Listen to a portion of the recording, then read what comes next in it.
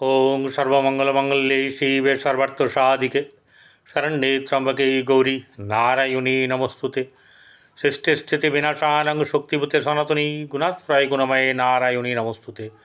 जय बड़ मायर जय, जय महादेवी महामायर जय। प्रत्येकेर जीवन सुंदर होक आनंदमय होक, प्रत्येके सुखे खुशिते शांतिते एवं दुधे थाकुन श्री श्री पद्मावती मा एवं बड़ मायर निकटेई प्रार्थना करी। प्रार्थना शुधु एखाने बसेई বলার সময় কিন্তু প্রার্থনা করি না। আমার প্রতিটি কমেন্টে যারা কমেন্ট সেরকম লেখেন সেখানেও দেখতে পাবেন। একটা কথা আপনাদের উদ্দেশ্যে বলি, প্রচুর মানুষ ভিডিও দেখেন, প্রচুর মানুষ তারা কমেন্ট করেন বা যোগাযোগ করেন দেখানোর জন্যে। একটা কথা বলি, এখানে ওই date of birth, birth time দিয়ে কমেন্টে ছেড়ে দেবেন না। এটা কিন্তু ওই জায়গা নয়। অনেকে দিয়ে দেন, ঠিক আছে, কোনো সময় বাংলাদেশ থেকে, কোনো সময় বাইরের দেশ থেকে, ঠিক আছে। এখানে এরকম করে দেওয়াটা উচিত নয়। আপনি আপনার কোনো জায়গাতে দেখিয়ে নিন, ঠিক আছে। এখানে এটা হয় না। এখন ঘটনা হচ্ছে যে আমরা প্রতিদিনই ভুল কাজ করি, জেনে বা না জেনে, জ্ঞানে বা অজ্ঞানে। যেমন ধরুন, বিছানায় বসে আছেন বা চেয়ারে বসে আছেন, মুখে কিছু আটকে গেছে বা দাঁতে কিছু আটকেছে, থুক করে ঘরে ফেললেন, এরম করে ঘরে ফেললেন। ঘরটা কি থুতু ফেলার জায়গা? না, থুতু ফেলছেন না, কিন্তু মুখের ভেতরে জিনিসটা, এঁঠো জিনিসটা এখানে পড়ছে। আমরা সাধারণত কী করি, এঁঠো জিনিস আমরা এখানে ঘরের কি খাবার পরে মুছে নিই। আপনি একটু যদি উঠে যান বাইরে, কিন্তু যাবেন না অলসতার জন্যে। অনেকেই মুখে কিছু সামান্য কিছু আটকে গেলেও দেখা যাবে থুতু করে সঙ্গে সঙ্গে সেখানে ফেলবে। খেয়ে দিয়ে থালাতে অনেক সময় হাত ধোয়া, খেয়ে উঠে থালাতে অল্প জল দিতে হয়, সেটা না দেওয়া। খেতে বসে মা অন্নপূর্ণাকে স্মরণ না করা। খেতে বসে এটা হয়নি কেন, ওটা ওরকম হতো, এটা ভালো হয়নি, তো এরকম যে নানা রকম ধরনের অভিযোগ, সেই অভিযোগটা কিন্তু হচ্ছে গিয়ে বৃথা। এর জন্যে কিন্তু পানিশমেন্ট আমাদের যারাই করবেন তাদেরই কিন্তু হতে হবেই, কিছু করার নেই। কারণ মানে মা অন্নপূর্ণার দেওয়া আহার, নুন বেশি হোক বা হলুদ বেশি হোক বা কম হোক নুন, সেটাকে কিন্তু কখনোই আপনার যে রান্না করেছে তাকে কিন্তু সে কষ্ট করে দাঁড়িয়ে থেকে রান্না করে, ভুল হতেই পারে, তা বলে তাকে তিরস্কার করা, তাচ্ছিল্য করা, এগুলো করা উচিত নয়। এগুলো কিন্তু গৃহে বাস্তুর দোষ। ঘরে আলমারিতে কোনো না বা মানে আলমারি বলতে, আলমারি হচ্ছে গিয়ে যেখানে আপনার কৌটো কাটা রাখা থাকে, সেটা ডাল বা আপনার লবণ চিনি ইত্যাদি, সেখানে দেখা গেলো যে ফাঁকা কৌটো পড়ে আছে, একটা দুটো বা তিনটে ধুয়ে রাখা আছে, রাখাই আছে, কোনো জিনিস সেরকম কেনা হয়নি, সেখানে রাখার প্রয়োজনও হয়নি। এটাতে কিন্তু বাস্তুদোষ হয়। অলস মন শয়তানের কারখানা। বিছানায় বসে ঘুম থেকে উঠেই অনেক সাহেব আছেন, বা বলা চলে লাট সাহেব, শুনতে খারাপ লাগলেও কিছু বলার নাই, ঠিক আছে, কারণ আমি এরকমই বলি। তারা মুখ না ধুয়ে বিছানায় বসে আপনার বেডটি, বিরাট ব্যাপার, বেডটি দিতে হবে আগে। চোখ খুললে তাকে বেডটি দিতে হবে, সে মহিলা হোক বা পুরুষ, রাজা হোক বা রানী। বিছানায় বসে কোনো জিনিস, খাবার দ্রব্য আমাদের খাওয়া উচিত নয়। এটা বাস্তুমতে খারাপ। বাস্তুমতে এটার অশুভ প্রভাব কিন্তু আমাদের জীবনে পড়বে। আর কি, আর হচ্ছে গিয়ে দক্ষিণ দেওয়ালে কখনো পা ঠেকাতে নেই। দক্ষিণ দেওয়ালে কখনো পা ঠেকাতে নেই। সকালবেলায় সূর্য ওঠার পরে শুয়ে থাকতে নেই। রুগী যে, তার কথা আলাদা, যে প্রকৃতপক্ষে রুগী, আর যেগুলো হচ্ছে গিয়ে আগুনে কোনো জিনিস মানে বসানো বা রান্না করতে যাওয়া, অনেক মহিলাদেরকে দেখেছি যারা স্নান না করে অগ্নিতে হাত দেন না, প্রণাম না করে অগ্নিতে রান্না চাপান না। ঠিক আছে, অগ্নিদেবের নাম করে, মা লক্ষ্মীর নাম, অন্নপূর্ণার নাম স্মরণ করে তবে গিয়ে তিনি দেন।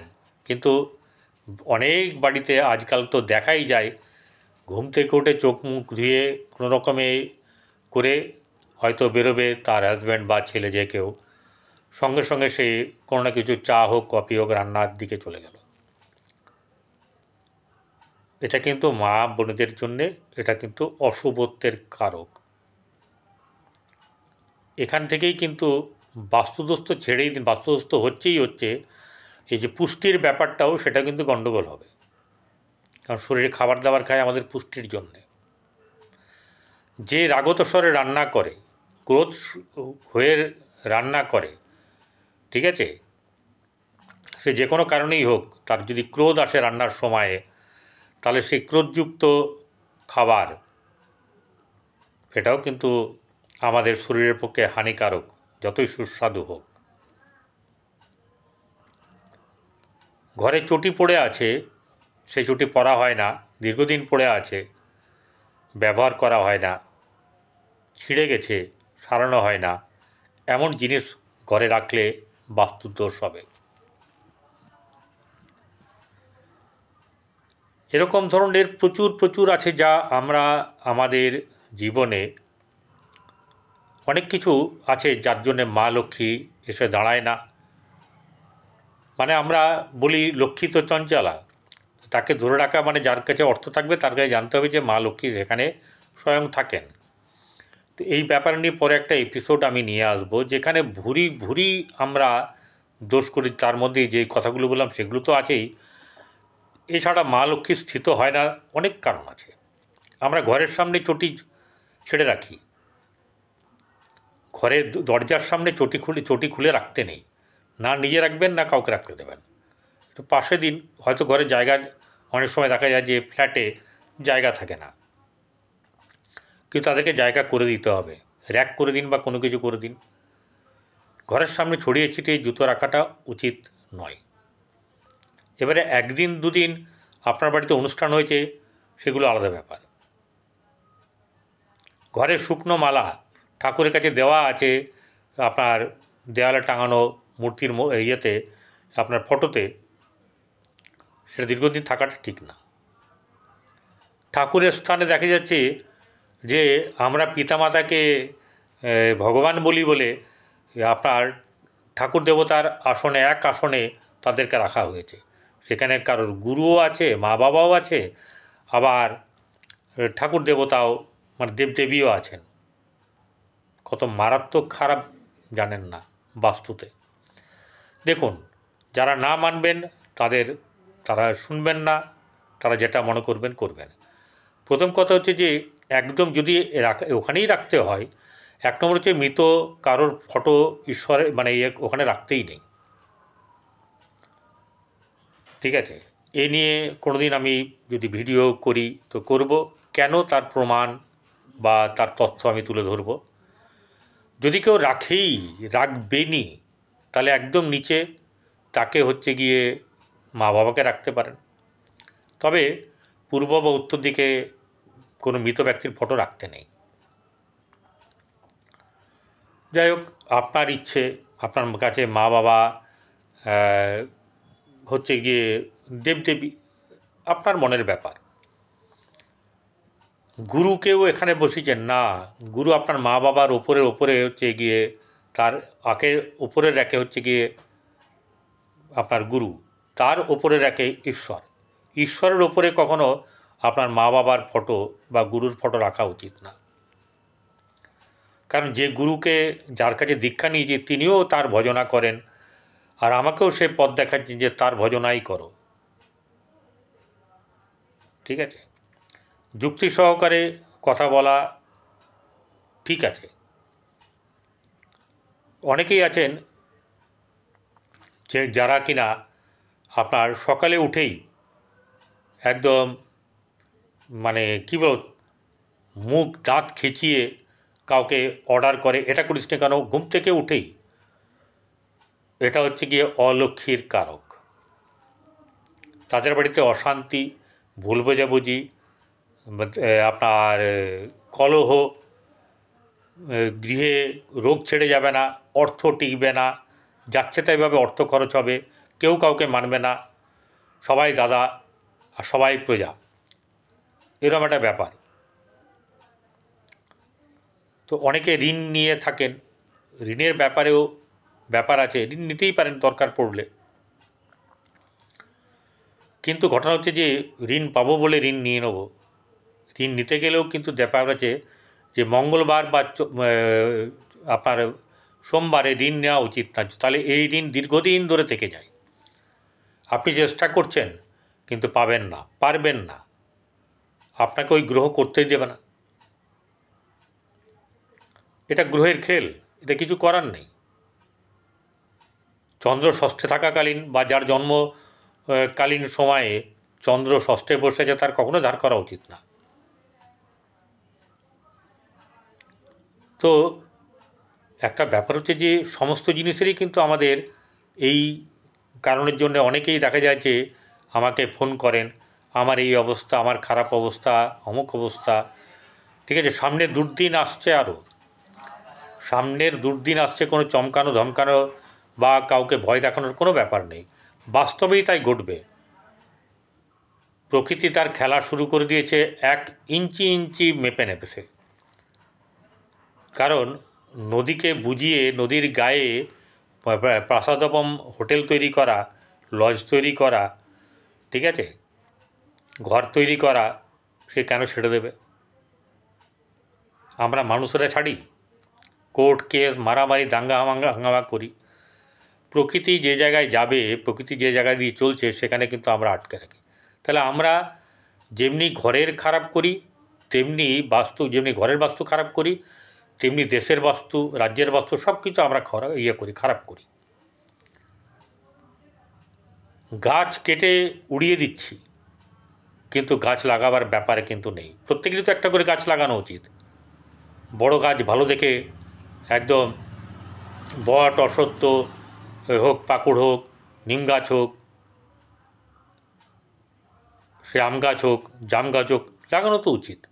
কারণ সে তো শ্বাস প্রশ্বাস নাই, তো অক্সিজেন করবে না, অক্সিজেনের জন্য সে একটা গাছ লাগাতে পারবে না।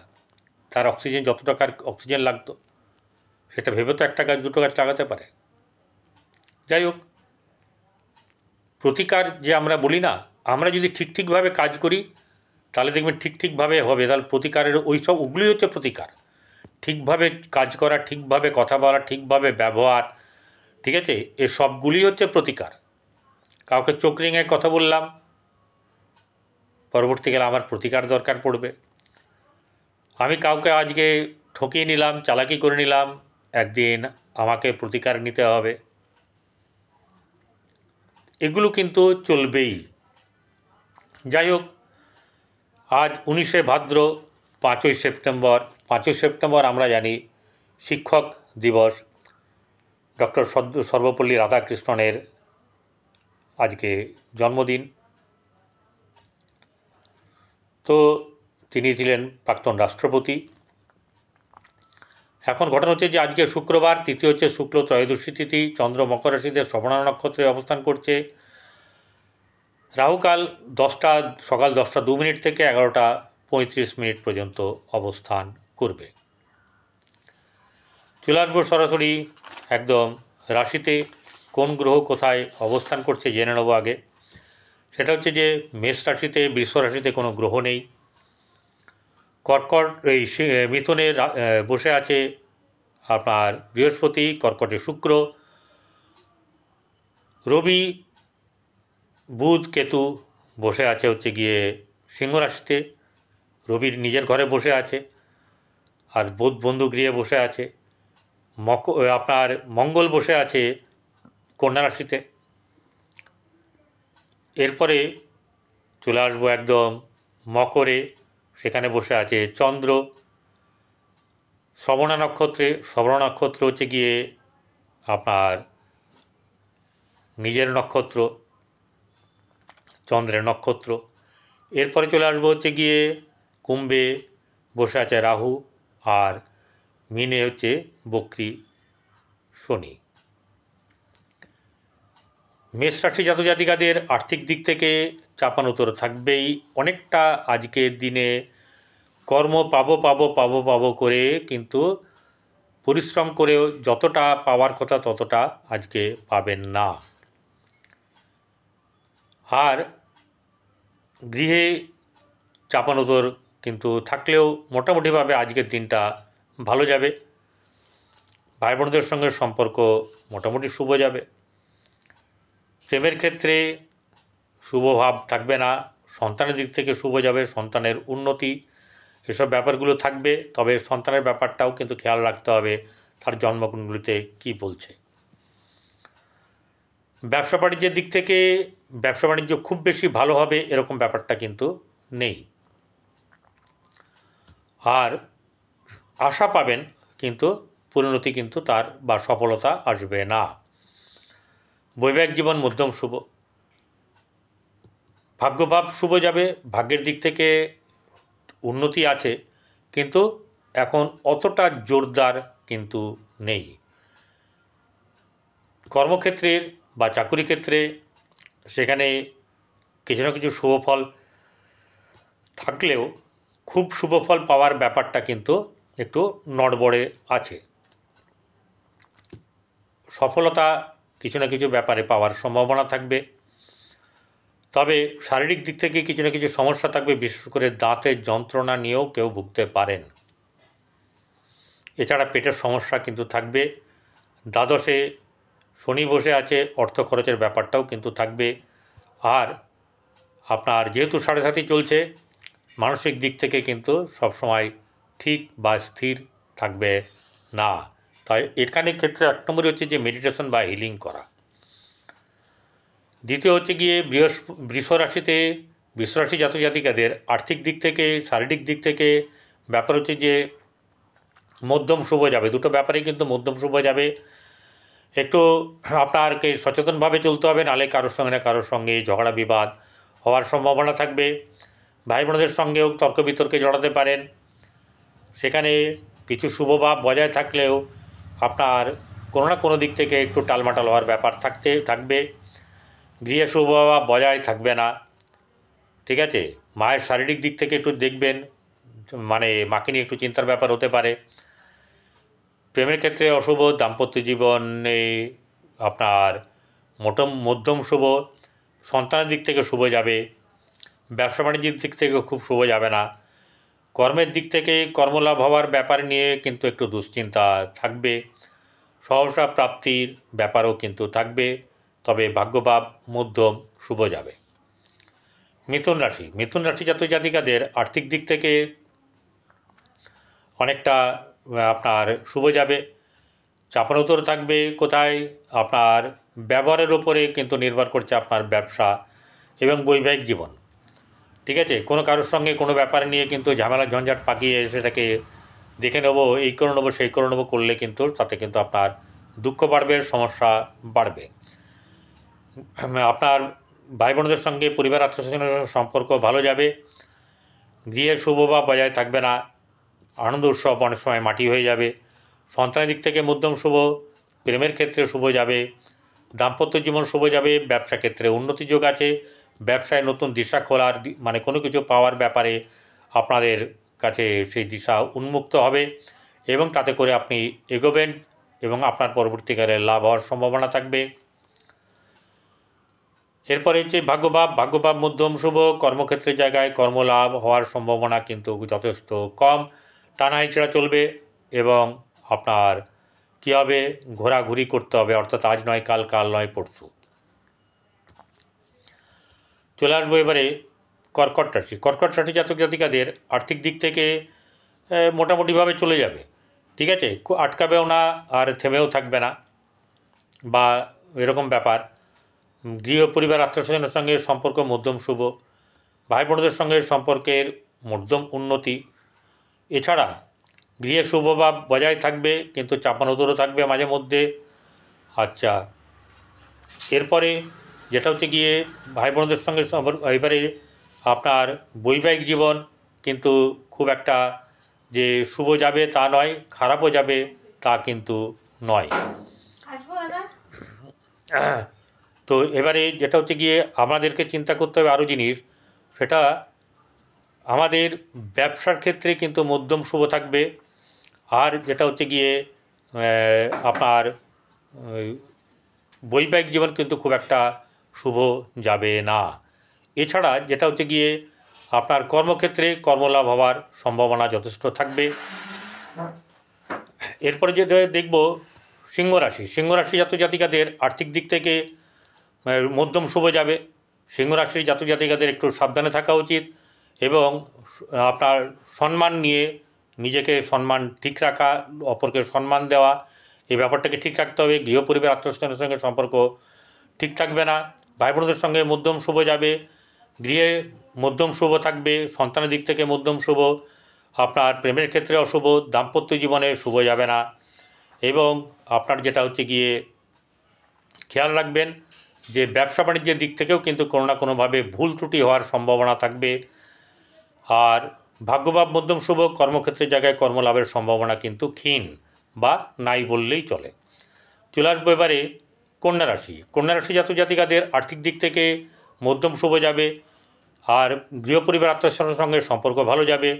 ভাই বোনদের সঙ্গে সম্পর্ক মধ্যম, কিন্তু পরিবার আপনার পাশে থাকবে, গৃহে আনন্দ অনুষ্ঠান হবে, এরকম ব্যাপার থাকবে।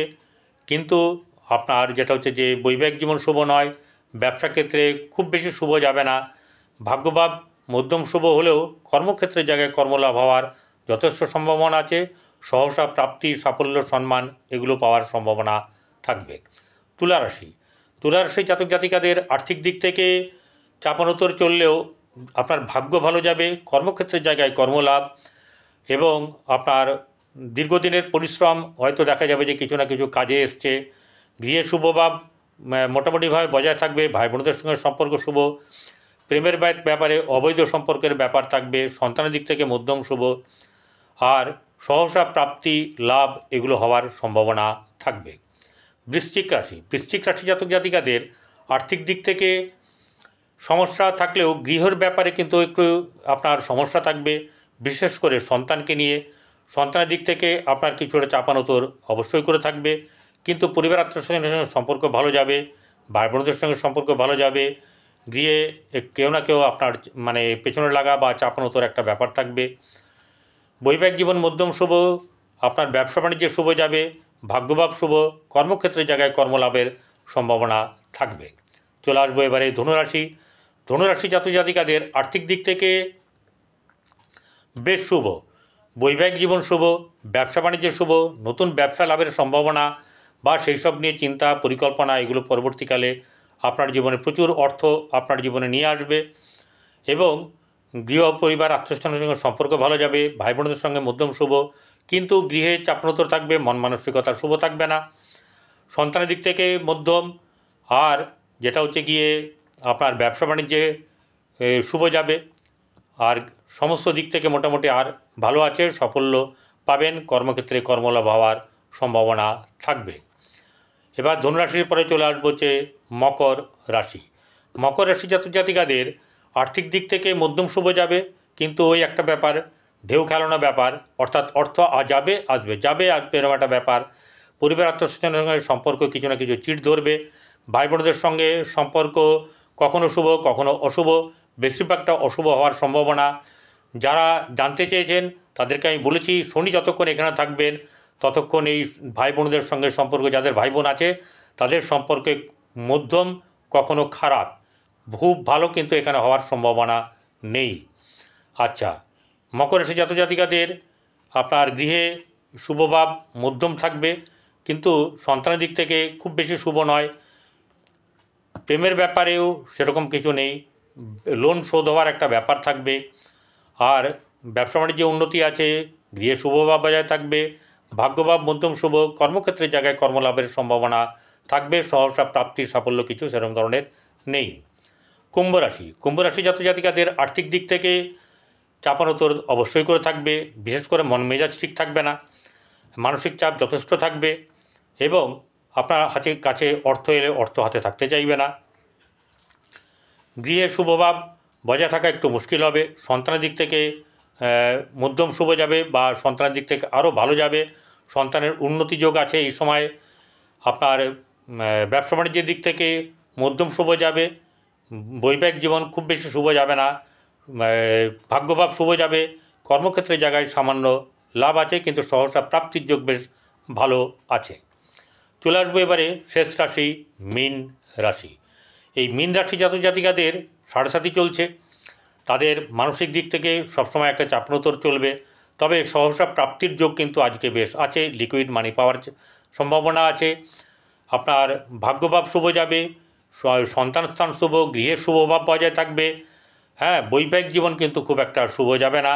ব্যবসা বাণিজ্যের দিক থেকে মধ্যম শুভ যাবে, সহসা প্রাপ্তির যোগ কিছু না কিছু থাকবে। আর যেটা হচ্ছে গিয়ে আপনার ধৈর্য রাখতে হবে, রেগে গেলে চলবে না, আর ভুল যাতে না হয় সেই চেষ্টা করবেন।